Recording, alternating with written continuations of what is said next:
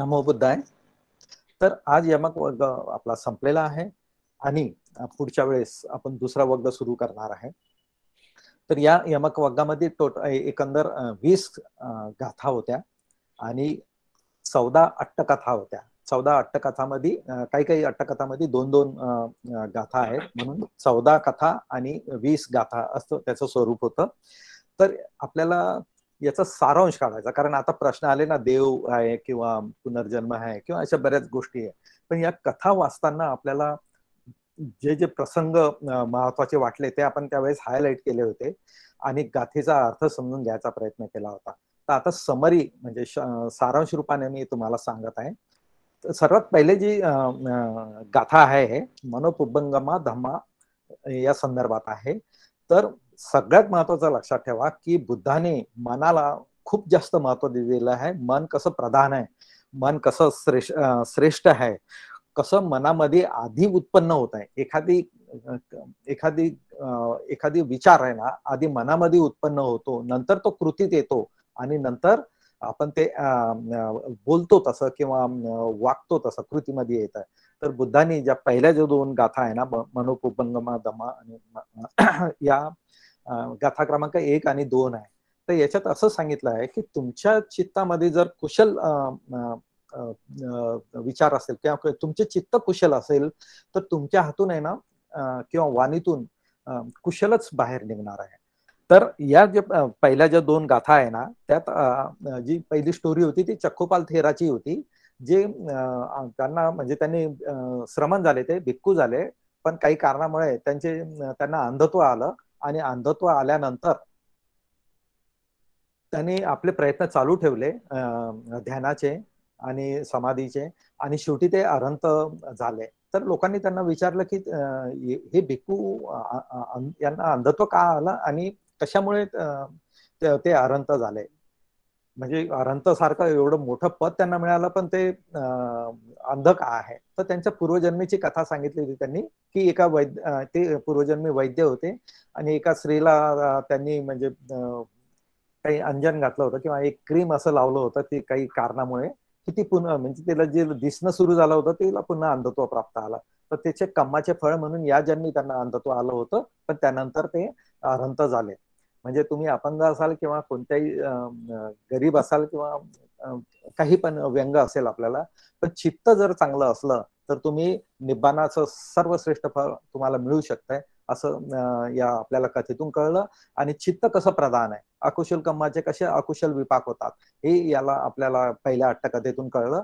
आणि त्यांनी उपमा पण बुद्धांनी इतकी चांगली दिली की बैलाच्या मागे जसं बैलगाडी चाक येत आहे ना, तसेच तुमच्या अकुशल कर्मा मागे ते त्याचे विपाक म्हणजे त्यांचे फळ फ्रूट तसे त्याच्या मागे येतात, असं बुद्धांनी उपमा देऊन सांगितलं. आणि हे झालं अकुशल कर्माबद्दल. पण तुमच्या मनात जर तुमच्या चित्तात जर कुशल चित्त असेल तुमचं, चांगले कर्म होतील तुमच्यात, त्याचे परिणाम चांगले होतील. आणि कुशल चित्ताचा फायदा काय होतो ते त्यांनी सांगितलेलं आहे. की इथे उपमा त्यांनी दिलेली आहे की आपलं शरीर जे आहे, आपलं शरीर ची जी सावली आहे ती कधीही आपल्याला सोडत नाही, आपल्या सोबतच असते. तसे कुशल कर्माचे विपाकही आपल्या सोबतच राहतात, ते कधीही आपल्यापासून दूर जात नाही, असं यांनी सांगितलं होतं. आणि जी अट्टकथा होती मठ्ठकुंडली वत्थू, यात असं होतं की वडील खूप कंजूस आहे आणि ते मुलाचा इलाज पण करत नाही आहे, पैसे खर्च होतील म्हणून. शेवटी त्याला तो लास्ट शेवटच्या मरणाच्या दारात आहे, तर त्याला घराच्या बाहेर ठेवलं की लोक आत येतील, माझी प्रॉपर्टी बघतील म्हणून त्याला बाहेर ठेवलं. आणि तो आता मरणार आहे, तो मरणासन्न अवस्थेत आहे. पण जेव्हा तिकडून बुद्ध येताना म्हणजे बुद्धाचा तर केस स्टडी होता, ते मुद्दाम तिकडून गेले. तर जेव्हा त्यांनी बुद्धाला बघितलं, त्या मृत्यूच्या दारात खाटेवर झोपलेल्या मुलाने बुद्धाकडे प्रसन्न चित्ताने बघितलं, तर म्हणजे त्यांना एवढा आनंद झाला त्या बुद्ध दर्शन बघून. तर ते त्यानंतर ताबडतोब मृत्यू पावला तो मुलगा आणि देवलोकात उत्पन्न झाला, अशी ती गोष्ट आहे, त्याला सुगती मिळाली. तर बुद्धाने या कथेत असं सांगितलेलं आहे की आपलं चित्त कुशल पाहिजे, तर आपल्याला त्याचे परिणाम पण होते. तर फक्त बघा, तो शेवटच्या क्षणात फक्त त्याने आयुष्यभर काहीच नाही केलं, कारण तो आजारीच होता आणि लहान मुलगाच होता तो. पण मृत्यू समय त्यानं बुद्धाचं दर्शन झालं आणि त्याचं चित्त प्रसन्न झालं. तर त्याला ते फळ मिळालं. त्याने काहीच असे चांगले कर्म नव्हते गेले, पण ही जी प्रसन्न चित्त ठेवा म्हणतात ना बुद्ध, की गाठी ठेवू नका, तृष्णा ठेवू नका, क्रोध ठेवू नका, चित्त प्रसन्न ठेवा दान करताना किंवा इतर वेळेस. तर त्याचे जे फळ असतात ना ते खूप श्रेष्ठ असतात, असं बुद्धांनी आपल्याला या कथेत सांगितलेलं आहे. पुढे नेक्स्ट. हा, तिसरी जी कथा होती ती तिसथेर वथू वथू होती. आणि याच्यात ज्या दोन गाथा होत्या 3 आणि 4 नंबरच्या, तर त्यात तिस्स हा जो आहे ना, हा वयस्कर भिक्खू असतो आणि तो मॅच्युअर्ड नसतो. म्हणजे जो धम्म शिकायचा असतो, ध्यान करायचा असतो तो नसतो. म्हणजे तो बुद्धाच्या म्हणजे शाक्य कुळातलाच असतो तो. आणि खाणे आणि आराम करणे असंच होतं. आणि तो वयस्कर असल्यामुळे ना इतर भिक्खू त्यांना सिनियर समजून त्याचे हातपाय दाबून द्यायचे किंवा त्याला जी सेवा करायची, गरम पाणी आणून देणे, दाब घासायला काही ब्रश देणे, जे काही असेल ते सगळे त्याची सेवा करायची आणि हा करून घ्यायचा. ऍक्च्युली प्रोटोकॉल हा नाही आहे, म्हणजे नियम हा नाही. म्हणजे जो कनिष्ठ भिक्खू आहे, म्हणजे जो नवशिका भिक्खू आहे, तो सिनियर जो आहे वरिष्ठ भिक्खूंची तो सेवा करतो. हे बुद्धाने पण सांगून दिलेलं आहे. पण हा जो भिक्खू आहे हा ध्यानात कुठेच प्रगती करत नाही, नुसता आराम करतो. हॉलमध्ये जो आहे नुसता आराम करायचा. त्यामुळे बुद्धांनी त्याला सांगितलं की म्हणजे जेव्हा या ज्युनियर मॉन्कला कळलं की अरे हा तर सिनियर नाही आहे ना, हा फक्त सेवा करून घेतो, मग त्यांनी त्याला माफी मागायला सांगितली. तो म्हणे मी माफी मागणार नाही. उलट तो बुद्धांकडे गेला आणि कंप्लेंट करायला लागला याच लोकांची, ज्युनियर मॉन्क्सची. तर बुद्धांनी सांगितलं की नाही, तू चुकलेला आहे, तू असं करायला नव्हतं पाहिजे, तू माफी माग. तर त्याने बुद्धासमोरही माफी मागितली नाही त्या व्यक्तीने. आणि नंतर मग बुद्धाने आपल्या लोकांना जे सांगितलं, आपल्या भिक्खू लोकांना, की याने पूर्वजन्मी सुद्धा माफी मागितली नव्हती. हा ऍक्च्युली मृत्यूच्या दारात होता. म्हणजे ते जर काम नसतं झालं तर हा मृत्यू पावला असता, तरी त्याचं भान त्याला नव्हतं. हा आपला इगो असेल किंवा मूर्खपणा असेल, त्याच्यामुळे त्याने माफी मागितली नाही, अशी ती कथा होती.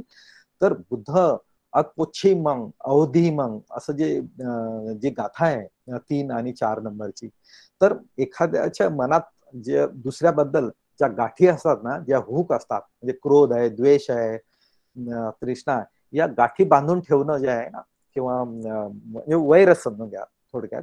तर ते जर असं बांधून ठेवतो, लूज करत नाही, सोडत नाही, लेट इट गो म्हणत नाही, आणि काय म्हणतो, यानं मला अपमानित केलं, यानं मला लुबाडलं, यानं मला लुटलं, मारलं, अशा जे गाठी ठेवतो ना, आपल्या 10-10 वर्षापूर्वी झालेली घटना पण आपण आता आपल्या चित्तामध्ये बांधून ठेवतो. यानं मला फसवलं होतं किंवा मारलं होतं, अपमान केला होता. तर त्याचं वैर कधीच संपत नाही. म्हणून बुद्धांनी सांगितलं होतं की अशा अशा गाठी ठेवू नका. आणि मग त्याच्या नंतरची जी कथा होती, ती 4 नंबरची कथा होती, काळ यक्षिणी वत्थू न ही वेरे न वेराने. ही म्हणजे खूपच प्रसिद्ध गाथा आहे की वैरानं वैर कधीच शांत होत नाही, अवैरानेच शांत होते. तर यात 2 सवती ज्या होत्या, 2 स्त्रिया होत्या, सपत्नी म्हणतात त्याला पालीमध्ये. यांचे त्यावेळेस जे भांडणं झाले, म्हणजे जे वैर निर्माण झालं, तर अनेक जन्म ते त्यांचं वैर, म्हणजे कधी कोंबडी, कधी मांजर, कधी कुत्रा, कधी वाघ, हरण, अशा स्वरूपात त्यांचे जन्म होत गेले, तरी त्यांचे ते वैर कायमच राहिलं. आणि बुद्धकाली एक त्यातली एक मानवी स्त्री झाली आणि दुसरी यक्षिण झाली. आणि ती यक्षिण त्या स्त्रीचे मुलं खात होती, अशी ती कथा होती. पण बुद्धाने मध्यस्थी करून त्यांचं वैर संपवलं. आणि ही गाथा जी खूप श्रेष्ठ गाथा आहे, वैराने वैर कधीच शांत होत नाही, अवैराने शांत होते.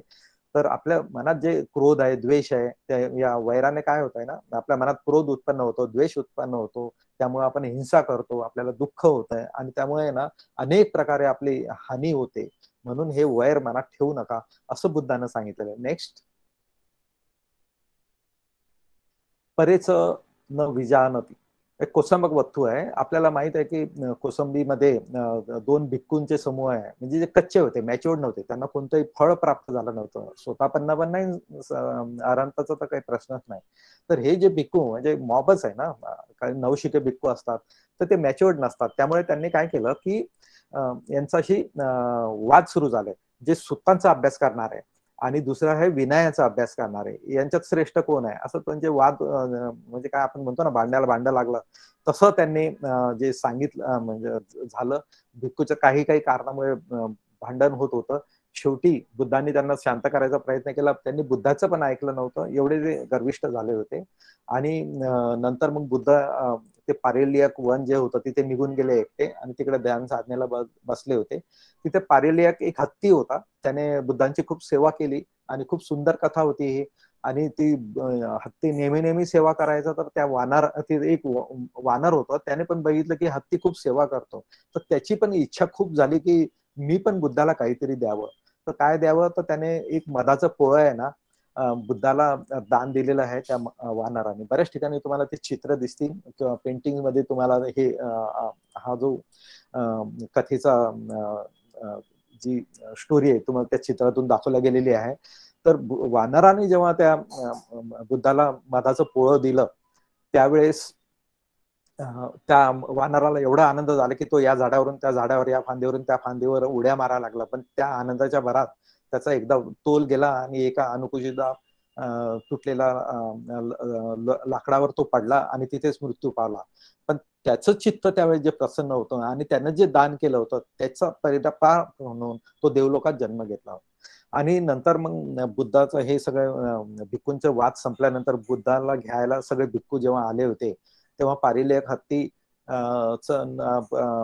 बुद्धाची मग म्हणजे दुरावा झाला त्यांना, कारण बुद्धांनी हत्तीला सांगितलं होतं की तू आमच्यासोबत येऊ नको. तर तो जे दुरावा झाला होता, त्यांची जी म्हणजे जोडी तुटली होती, त्या दुःखानं, त्या बुद्धाच्या वियोगामुळे ना तर हत्तीला अटॅक आला, त्याचं हृदय फाटलं. अशा बऱ्याच घटना आहे की प्राण्यांचं पण हृदय फाटतंय आणि म्हणजे एवढं प्रेम होतं त्या हत्तीचं, पण त्याचं जे कम्म होते तो देवलोकात उत्पन्न झाला तो हत्ती, अशी ती कथा होती.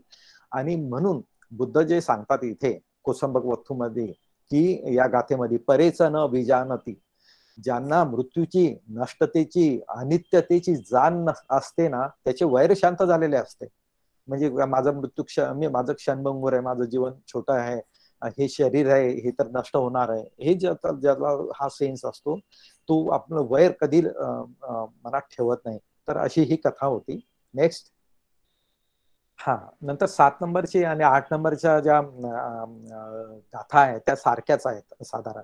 तर महाकाळ थेर वत्थू होती. तर महाकाळ जे आहेत हे की एक थेर असतात, ते स्मशानात विपश्यना करत असतात.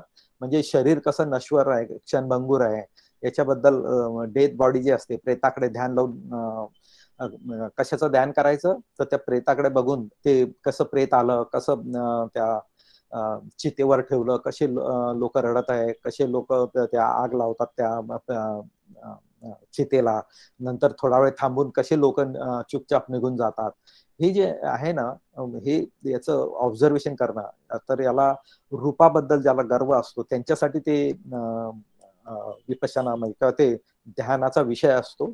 आणि त्यातून आपल्याला काया कशी क्षणभंगूर आहे, मृत्यू कसा अटळ आहे, अनित्यता बुद्धानं जे सांगितलं ना, नथिंग इज परमनंट, ते आपल्याला त्यात दिसून येत आहे या याच्यात.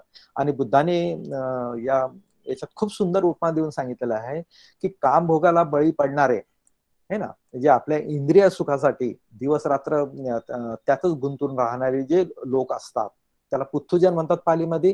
ते कसे असतात, एक कमजोर जो वृक्ष आहे, एक छोटासा जो वृक्ष आहे, जोरदार वाला तर तो कसा उन्मळून पडतो, तसं हे मनुष्य जे आहे, जे आपल्या काम भावनेत आहे, आपल्या इंद्रियाच्या सुखासाठी जडणारे आहे, ते त्या वृक्षासारखे उन्मळून पडतात असं त्यांनी सांगितलं. आणि काम भोगायला बळी न पडणारे जे लोक आहेत, जे इंद्रिय सुखांच्या मागे लागणारे लोक जे आहेत, ते जे लोक आहेत ते निश्चल एका दगडी पर्वतासारखे आहे, रॉकी हिल सारखे आहेत. ते किती वारा आला तरी ते त्याला बळी पडत नाही, हलत नाही ना, जसा पर्वत हलत नाही तसे हे जे लोक असतात ते काम भोगायला बळी पडत नाही. इतकी सुंदर उपमा दिलेली आहे, म्हणजे परफेक्ट त्याचा आपल्याला मिनिंग समजतो.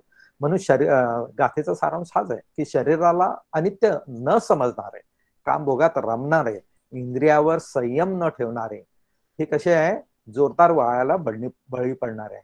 या उलट जे लोक या शरीराला अनित्य नाही समजत, ते काम भोगात रमत नाही, इंद्रियावर संयम ठेवतात, अशी लोक हे विशाल पर्वताप्रमाणे असतात, असा त्या गाथीचा अर्थ होता. नेक्स्ट.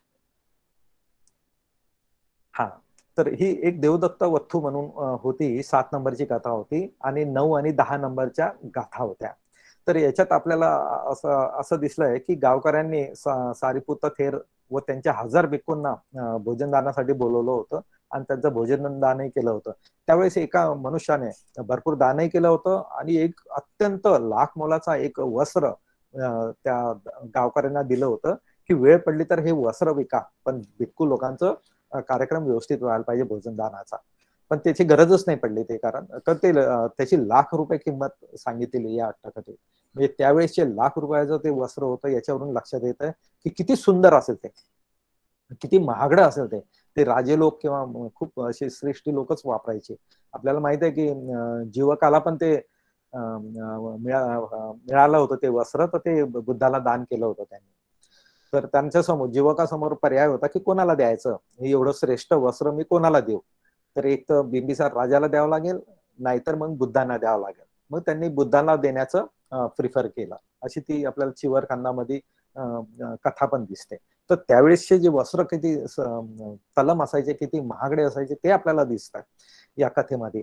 तर ते जे वस्त्र आता उरलंय, म्हणजे ते विकायची गरज नाही पडली, तर ते वस्त्र कोणाला दान करायचं? तर काही लोकांनी सांगितलं सारीपुत्त थेराला करायचं, काही लोकांनी सांगितलं देवदत्ताला करायचं. आपल्याला माहित आहे की सारीपुत्त थेर अभिधम्मामध्ये खूप श्रेष्ठ होते, अरहंत होते आणि खूप चांगले होते ते अभिधम्म समजून सांगणारे. तर ही वॉज म्हणजे करेक्ट पर्सन फॉर डोनेशन, असं ते स्वरूप होतं. पण काही लोकांनी सांगितलं की नाही सारीपुत्त ते आपला देवदत्त खूप चांगले आहे, देवदत्त खूप चांगले आहे. तर शेवटी ते वस्त्र आहे ना, मेजॉरिटी म्हणा किंवा त्या लोकांनी बाजू मांडल्यामुळे ते लोक तिकडे गेले, म्हणजे देवदत्ताला दिलं ते वस्त्र. तर योग्य व्यक्तीला ते काशाय वस्त्र न मिळणं असा हा सब्जेक्ट होता असा. तर म्हणून नंतर बुद्धाकडे जेव्हा हे प्रकरण गेलं की सारीपुत्त थेराला चिवर दिलं गेलं नाहीये, ते देवदत्ताला दिलं गेलंय, तर बुद्धानं सांगितलंय की देवदत्त हा पूर्वजन्मी सुद्धा असंच या चिवराचा दुरुपयोग करायचा, की म्हणजे तो गजघातक होता, म्हणजे हत्तीला मारणारा होता तो. तर त्यावेळेस हत्तीचा जो कळप होता आणि एक पच्चेक बुद्ध एका ठिकाणी बसलेले असायचे, तर हा हत्तीचा कळप जो आहे तो त्यांना वंदन करायचा. ते प्रत्येक हत्ती येऊन त्या पच्चेक बुद्धाला वंदन करायचा. हे देवदत्त म्हणजे हत्तीचा शिकारी करणारा जो एक मनुष्य होता, त्याने बघितलं की सगळे लोक या पच्चेक बुद्धाला तो वंदन करतात. मग त्याने काय केलं की एक चिवर कोणाचं चोरलं आणि कुठेतरी तो पण असं चिवर घालून बसायला लागला. तर यांना माहिती नाही हत्तींना, त्यांना वाटलं हा पच्चेक बुद्धासारखे हे पण एक चांगले भिक्खू आहेत. तर ते नेहमी दर्शन करायला यायचा आणि सगळं भिक्खूचा कळप गेला की देवदत्त बराबर एका शेवटच्या हत्तीला मारून टाकायचा. पण त्यावेळेस बोधिसत्व पण हत्तीच होते. त्यांच्या लक्षात आलं की आपल्या हत्तीची संख्या कमी होत आहे आणि मग त्यांच्या लक्षात आलं की देवदत्त हा शिकारी जो आहे, गजघातक आहे, हा पिचीवर घालून आपल्याच ग्रुपच्या लोकांना मारत आहे. म्हणून मग त्यांनी त्या म्हणजे बोधिसत्वाने देवदत्ताला मारायचा प्रयत्न केला, पण तो झाडामागे लपला होता आणि त्याच्या अंगावर ते चिवर होतं. म्हणून त्याने सोडून दिलं, म्हणजे मारलं नाही बुद्धाने, बोधिसत्वाने त्या गजघातकाला म्हणजेच देवदत्ताला. तर म्हणजे आपल्याकडे आपल्याला खूप लोक दिसतात असे की चिवर घालतात आणि त्यांचा धम्मात काहीच प्रगती नसते. फक्त आपल्याला मान सन्मान जो मिळतो तो मिळवण्यासाठी काही लोक असे चिवर घालतात. त्यांच्यासाठी बुद्धाने सांगितलंय की जे त्यांना तो अधिकार नाही आहे, जो शिलवान नाही आहे तो चिवर घालणार नाही, असं बुद्धाला त्या गाथेतून सांगायचं होतं. आणि खूप महत्वाची गाथा आहे, फक्त आता आपल्याला सारांश सांगायचा आहे म्हणून मी पुढे जातोय. नेक्स्ट. हा, असारे सार मतीनो मिच्छा संकल्प गोचरा. खूप सुंदर ही स्टोरी आहे सारीपुत्त थेराची. सारीपुत्त थेर कसे म्हणजे कशी प्रवचने घेतले आणि कसे पुढे पुढे ते प्रगती करत गेले, त्याचं सगळं वर्णन आपल्याला या सारीपुत्त थेर वस्तू मध्ये मिळते. खूप मोठी कथा आहे ते, वैशाली मॅडमनी सांगितली होती ती. तर याचा हे बुद्धाच्या जन्मापासून सारीपुत्त थेरांच्या पर्यंतची ही कथा आहे. सारीपुत्त थेरांचे गुण याच्यात सांगितलेले आहे, त्यांचे पूर्वजन्मेचे गुण याच्यात सांगितलेले आहे. आणि या गाथेचा सारांश असा आहे की जो असाराला सार व साराला असार असं जो समजतो तो निब्बाणापर्यंत कधीच पोहोचू शकत नाही.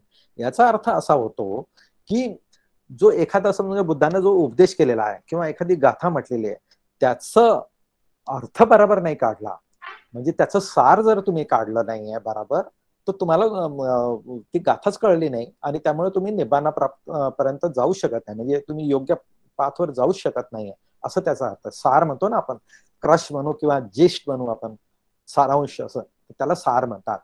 तर त्याच्यातून वेगळाच अर्थ काढणं, अर्थाचा अनर्थ त्या हिशोबाने ते हे सांगितलेलं आहे की असाराला सार जे समजतात किंवा साराला असार जे समजतात ते कधीच निब्बाणा प्राप्त करू शकत नाही. पण जे साराला सार समजतात म्हणजे बुद्धाच्या उपदेशाचा योग्य अर्थ काढतात, योग्य इंटरप्रिटेशन करतात, नाही समजलं तर आपल्या कलिगशी ते बोलतात आणि आपल्या सहकार्याशी किंवा आचार्याशी बोलून तो समजून घेतात नाही समजलं तर, आणि नंतर तो समजून घेतात अर्थ, तर ते नक्कीच निब्बाण प्राप्त करू शकतात. असं ही फार महत्वाची गाथा आहे. पुढे यथा आगारंग दुच्छन्न. ठीक आहे, ही जी आहे ही नंदथेर वस्तू संबंधात गाथा आहे की बुद्धांना जेव्हा बोधीप्राप्ती झाली, त्यांनी पहिल्यांदा कपिल वस्तूला जेव्हा भेट दिली होती, त्याचं पहिल्या दिवशी काय झालं, दुसऱ्या दिवशी, तिसऱ्या दिवशी आपण आपल्या अट्टकथेमध्ये सांगितलेलं आहे त्यात. तर या अट्टकथेत आपल्याला बुद्धांची कपिल वस्तूला भेट दिसते आणि बुद्धाच्या उपदेशामुळे शुद्धोधन राजा म्हणजे ते त्यांचे जे पिता होते त्यांना सगदागामीचं फळ मिळालं. आधी स्वतःपन्नाचं मिळालं, मग सगदागामीचं, म्हणजे दोन उपदेशामध्ये ते सगदागामी झाले होते. आणि महाप्रजापती गौतमी जी आहे तिला स्वतःपन्नाचं फळ मिळालं होतं. आणि त्यावेळी यशोधरा जी आहे, राहुल माता, तर त्यांना चंदकिन्नर जातक सांगितलं होतं आणि त्यांची पार्श्वभूमी त्यांनी स्ट्रॉंग केली होती. पुढे मग त्यांनी प्रवज्जा घेतली, आपल्याला तर माहितच आहे, अरंत पण झाला. आणि याच कथेत आपल्याला राहुलनी जे प्रवज्जा घेतली होती त्याची आपल्याला कशी प्रवज्जा घेतली होती त्याचं सविस्तर वर्णन या कथेत मिळालं होतं. आणि नंदथेर जी कथेचंच नाव आहे, शीर्षकच जे आहे नंदथेर वत्थू, नंदथेर जी प्रवज्जा घेतली होती आणि नंतर त्याचं आपल्या पत्नीमध्ये खूप म्हणजे जीव अडकला होता किंवा चित्त विचलित झालं होतं त्याच्या पत्नीच्या आठवणीने. तेव्हा मग बुद्धाने त्याला स्वर्गात नेलं होतं, तिथल्या अप्सरा दाखवल्या होत्या, जंगलातलं वनामध्ये जी आग लागली होती त्यात एक माकडी जळून गेली होती, तिचे सगळे केस जळाले होते, स्किन लाल लाल झाली होती, तर तिचं ते रूप खूप म्हणजे खराब दिसत होतं, ते दाखवलं. म्हणजे राणी आहे, नंतर अप्सरा आहे आणि ती माकडी नाही, असे तीन तीन वेगळे प्रकारचे त्यांनी त्यांच्या समोर दृश्य ठेवल्यामुळे त्यांना अरंत कसं प्राप्त झालं या कथेत सांगितलेलं आहे. तर तृष्णा व इतर विकारांचा परिणाम काय होतो ते सांगितलेलं आहे. तर या ज्या गाथा ज्या आहेत, यथा आगारंग दुच्छन्न, आगारंग म्हणजे आगार म्हणतो ना आपण, म्हणजे झोपडी किंवा राहण्याचं ठिकाण. तर तृष्णा किंवा इतर विकारांचा आपल्यावर जो परिणाम, म्हणजे कसं आहे ना, आपली जी झोपडी आहे आणि तीला वरून छिद्र आहे, छतापासून छिद्र आहे, तर आत पाणी येत राहील त्याने आपली झोपडी ओली होईल.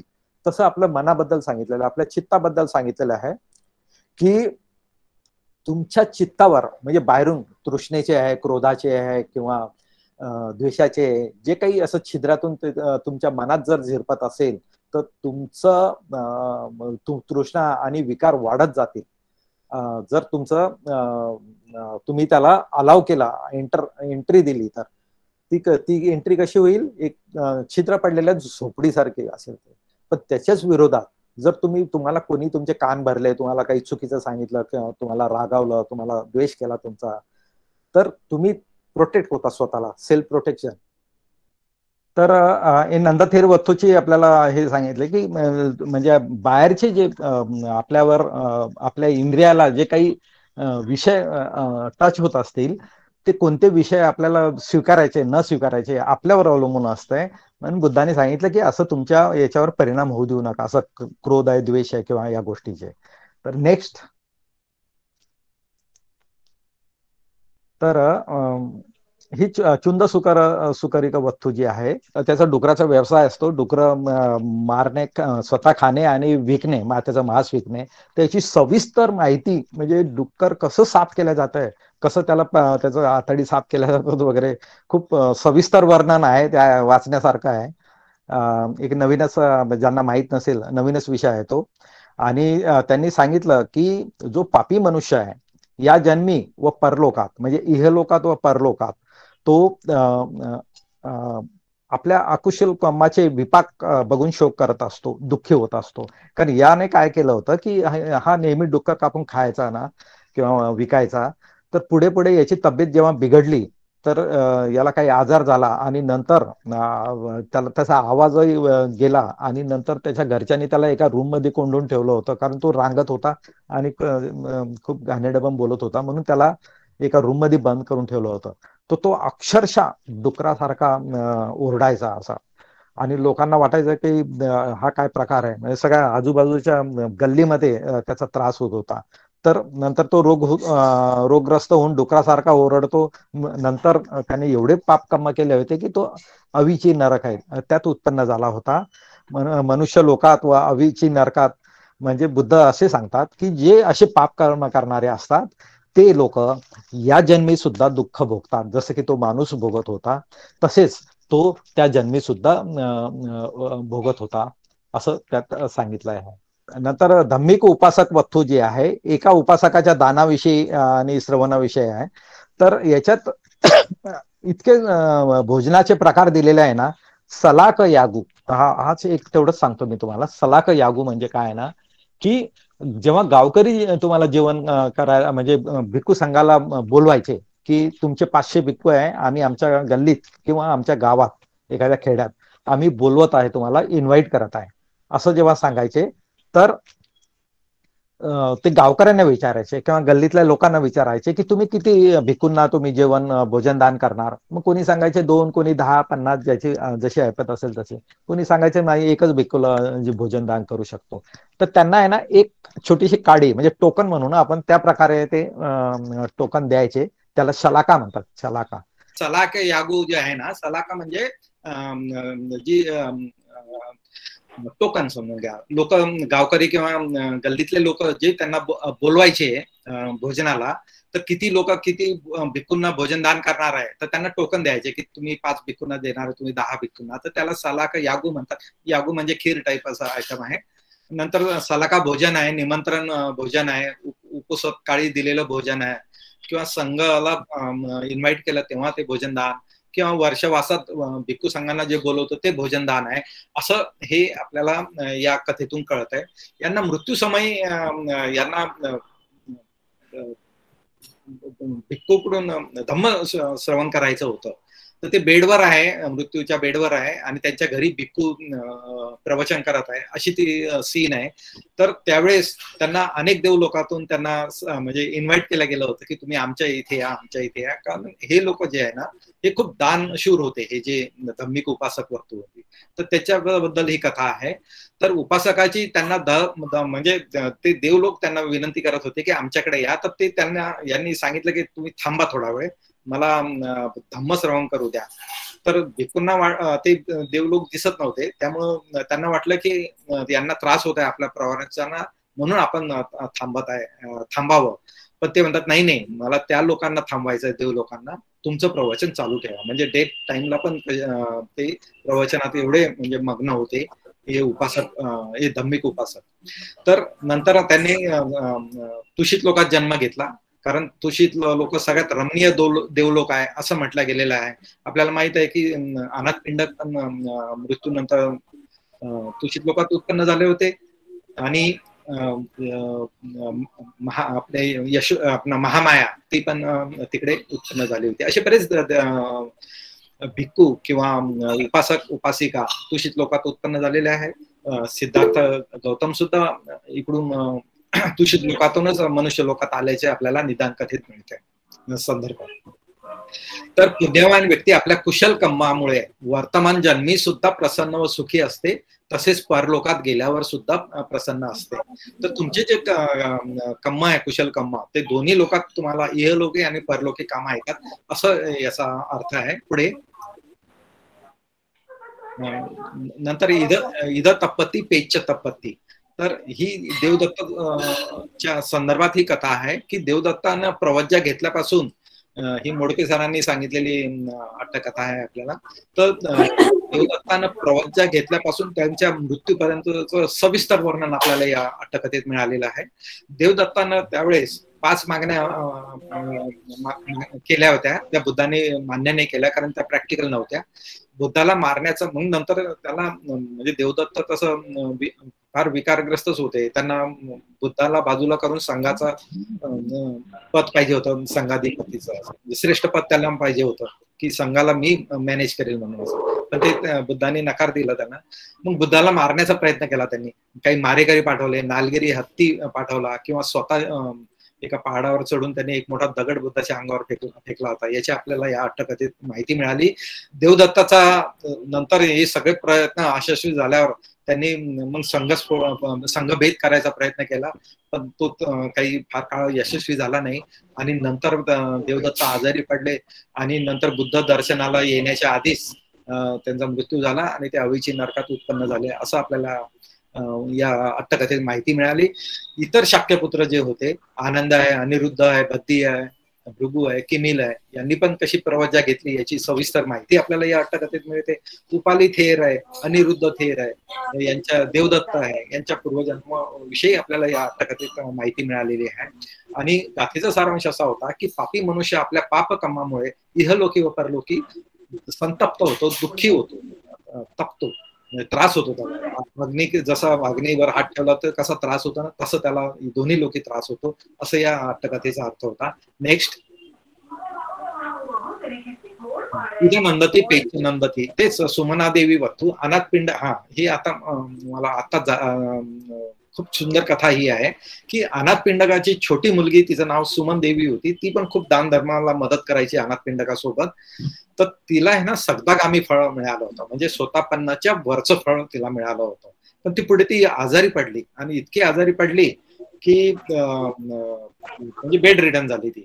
तर अनाथपिंडका जेव्हा तिच्याशी बोलायला लागले ना, तर तिने अनाथपिंडकाला छोटा भाऊ असं संबोधलं, धाकटा भाऊ असं संबोधलं. तर अनाथपिंडकाला काय वाटलं की ही आजारी पडल्यामुळे आणि तिला म्हणजे चित्त विचलित झाल्यामुळे ती मला छोटा भाऊ म्हणत आहे, खरं म्हटलं तर मी तिचं पिता आहे, तर ती चुकीने असं म्हणत आहे. आणि त्याच वेळेस ती सुमन देवी मृत्यू पावली आणि तुषित लोकात उत्पन्न झाली. आणि अनाथपिंडक स्वतः पण नव्हते, तरी पण आपल्या मुलीच्या याच्यामुळे थोडेसे दुःखी झाले आणि बुद्धाकडे गेले. तर ते दुःखी का झाले अनाथपिंडक, की त्यांना असं वाटलं की ही मृत्यू समयी म्हणजे सती पाहिजे, सावधानता पाहिजे, की चित्त प्रसन्न पाहिजे. पण ही तर मला धाकटा भाऊ म्हणून म्हणते, याचा अर्थ तिचं चित्त विचलित झालेलं आहे, म्हणून ते दुःखी झाले होते. बुद्धाकडे जेव्हा गेले म्हटले नाही नाही नाही, ती सतीमध्येच होती, सावधानच होती ती, उलट ती सगदागामी आहे आणि तू स्वतःपन्न आहे, ती वरिष्ठ आहे, म्हणजे या चित्ताच्या शुद्धतेच्या पातळीमध्ये ती श्रेष्ठ आहे आणि अनाथपिंडक कनिष्ठ आहे, म्हणून तुला कनिष्ठ बाता बोललेला आहे. तेव्हा मग आपल्याला एक फार सुंदर रेफरन्स आपल्याला या अट्टकथेत मिळालेला आहे. म्हणून या कथा खूप सुंदर आहे. पुण्यवान व्यक्ती इहलोकी व परलोकी आपल्या कुशल कामामुळे दोन्ही जगात सुखी व प्रसन्न राहते, असा या गाथेचा अर्थ आहे. याच्या आधी आपण बघितलं की जे अकुशल कर्म करतात ते दोन्ही ठिकाणी दुःखी राहतात आणि कुशल कर्म करणारे दोन्ही ठिकाणी सुखी राहतात. यापुढे तर हा, ही आजच्या ज्या लबाने सरांनी ज्या कथा घेतल्या होत्या ना, त्या होत्या आहे द्वे सहायक भिक्क वत्सू जी होती, याच्यात 2 गाथा होत्या. या ज्या 2 गाथा ज्या आहेत याच्यात त्यांनी सविस्तर सांगितलं, त्यामुळे मी आता सांगत नाही त्याच्यावर, की 2 मित्र भिक्खू, एक विपश्यना करून अरहंत झालेला, तर दुसरा सुत्ताचा अभ्यास करणारा होता. तो विपश्यना करणारा तर अरहंत झाला, पण सुत्ताचा अभ्यास करणारा आहे ना, म्हणजे त्याने फक्त खूप पाठांतर केलं आणि खूप लोकांना तो समजून सांगायला लागला गाथा आणि कथा, तर त्याला खूप शिष्य पण मिळत गेले की खूप चांगले सांगतो, खूप चांगले सांगतो. पण पहिला जो त्यांचा जो मित्र होता तो फक्त बोलणारा नव्हता, तोने फक्त ध्यान केलं आणि अरहंत झाला. पण हा कसा चांगला बोलणारा असल्यामुळे खूप लोक त्याच्याकडे जुळत गेले आणि त्यात त्याला गर्व निर्माण झाला. त्याने फक्त सुत्त पाठ केला, चित्ताच्या शुद्धतेसाठी त्याने काहीच प्रयत्न केले नाही. तर उलट हा जो हे दोन्ही जे मित्र होते भिक्खू, तो सुत्त पाठ करणार आहे, जो म्हणजे कोणतंच चित्त शुद्ध नव्हतं झालं त्याचं, तो उलट त्याचा पहिल्या भिक्खूचा अपमान करायला निघाला होता. त्यावेळेस बुद्धाच्या लक्षात आलं की या भिक्खूकडून काही पाप होऊ शकतंय, म्हणून त्यांनी दोन्ही भिक्खूंना बोलून ही गाथा सांगितलेली आहे की बुद्धाच्या उपदेशाचा खूप अभ्यास करून काहीच फायदा होत नाही जोपर्यंत त्याचा योग्य अर्थ काढून ते प्रत्यक्ष जीवनात वापरत नाही. बुद्धाचा उपदेश किंवा गाथा थोडीही समजून घेतली आणि आचरणात आणली तर त्याचा योग्य फायदा होतो. तर आपल्याला या कथेत दिसलं की पहिला भिक्खूने खूप अभ्यास नाही केला, अल्पच केला, पण त्याला अनंत पद सर्वश्रेष्ठ फळ मिळालं त्याला. पण यांना आपले जे दुसरे जे भिक्खू होते त्यांनी फक्त खूप भाषांतर केलं, खूप संहिता, खूप गाथा सुद्धा पाठ केले, पण त्यांनी फक्त पाठ केलं, आचरणात आणलं नाही. तर याची इतकी सुंदर उपमा दिलेली आहे ना, खूप म्हणजे नवलही वाटतं ना, आनंद पण होतो की हा जो भिक्खू जो होता ना दुसरा, जो फक्त सुत्ताचा अभ्यास करणारा, अभ्यास म्हणजे पाठांतर करणारा होता, तो कसा होता, दुसऱ्यांच्या गायी सांभाळणारा. म्हणजे एक गुराखी आहे ना, एखाद्या जमीनदाराची किंवा एखाद्या राजाच्या गायी सांभाळत असेल ना, त्याची जबाबदारी आहे की गायीला म्हणजे रानात घेऊन जाणे आणि परत आणणे, आणि किती 50 नेल्या ना तर 50 घरी आणून देणे ही त्याची जबाबदारी असते. तर म्हणून त्या गाथेचा अर्थ असा आहे की तो जो गोपो व गावो जो आहे ना, तो म्हणजे दुसऱ्याच्या गायी फक्त मोजत राहतो. तो गायीपासून मिळणारं जे दूध आहे, दही आहे, तूप आहे, ते उपभोगू शकत नाही. तसंच बुद्धांच्या वचनाचं आहे की बुद्धाचे वचन जर तुम्ही कळले तुम्हाला आणि त्याच्यावर जर तुम्ही आचरण केलं तर त्याचे फळ मिळतील. जसे म्हणजे गायीपासून आपल्याला दूध, दही, तूप जे मिळू शकतं कारण ती आपल्या मालकीची असते, म्हणजेच आपण आत्मसात केलेलं असतं हे बुद्धाचं ज्ञान, आचरण केलेलं असतं, तर त्याचं फळ मिळत आहे. दुसऱ्या नुसतं बुद्धा धम्म सांगायचा, बुद्ध उपदेश करायचे तर त्याच्यामुळे तुमचं काही प्रगती होणार नाहीये. अशी खूप सुंदर या गाथा आहेत. तर अशा ह्या 20 गाथा आणि 14 कथाचा सारांश होता. आणि हा यमक वग्गाचा इथे आपण यमक वग्ग इथे संपवलेला आहे. हे यमक वग्ग सांगण्यासाठी मी होतो, साळुंखे सर होते, भालशंकर सर होते, ईशाली गायंदिनी मॅडम अमेरिकेतून होत्या, भालशंकर सर होते, लभाने सर होते. यांनी आपल्याला ही माहिती सांगितली. मी या ना सगळ्या गाथांचा आपल्याला हे बघितलं आपण की आपण खूप स्टोरी वाचल्या, काही नाही जे जे प्रश्न पडले नाही का, देव पुनर्जन्म वगैरे, ते सगळं सोडा बाजूला. मी हे सांगतोय तुम्हाला की या गाथांचा अर्थ बघा कसा आहे. या गाथांचा अर्थ एकदम शॉर्ट मध्ये सांगितलेला आहे मी, आणि ह्या सगळ्यांना कामा पण येईल आपल्याला. मनोपुंगमा धम्मा जे आहे ना, त्याला बैलगाडीची उपमा दिल्यासारखे आहे की मन कसे श्रेष्ठ आहे याबद्दल सांगितलेलं आहे. तर मला वाटतं आता मी इथे थांबायला पाहिजे, कारण मी पुन्हा फक्त गाथेच्याच सारांश वेगळ्या पद्धतीने सांगणार होतो, पण वेळ पण संपलेला आहे आपल्याला आणि माझ्या इथे पॉवरचा पण प्रॉब्लेम आहे. आपल्याला काही प्रश्न असेल किंवा अजून काही विचारायचं असेल तर आपण जरूर विचारू शकता.